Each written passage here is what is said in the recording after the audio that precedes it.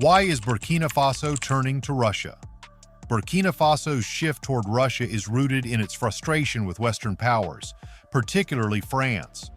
For decades, France maintained a strong military and economic presence in Burkina Faso, its former colony. However, many Burkinabe felt that French involvement did little to address the country's security or economic challenges. The extremist insurgency worsened under French military presence and anti-French sentiment grew.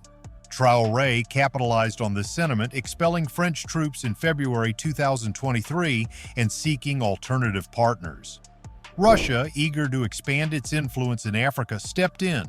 Since 2022, Burkina Faso has received Russian military advisors and equipment, including a paramilitary brigade to support Traoré's regime. In November 2023, Russian soldiers arrived in Ouagadougou and talks of military cooperation intensified. Energy is another key area of collaboration. Burkina Faso suffers from chronic energy shortages, relying heavily on biofuels like charcoal. In 2023, Traoré asked Putin for help in building a nuclear power plant to address this issue. Russia agreed, and the project is seen as a step toward meeting Burkina Faso's goal of 95% electricity access in urban areas and 50% in rural areas by 2030. Economic policies also play a role. Traoré has introduced left-wing reforms, such as creating a state-owned mining company that requires foreign firms to give a 15% stake to the government.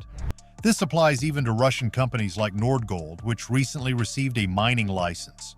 These policies aim to ensure Burkina Faso benefits from its gold wealth, a priority Traoré calls a revolution.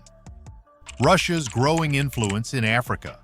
Burkina Faso is not alone in strengthening ties with Russia.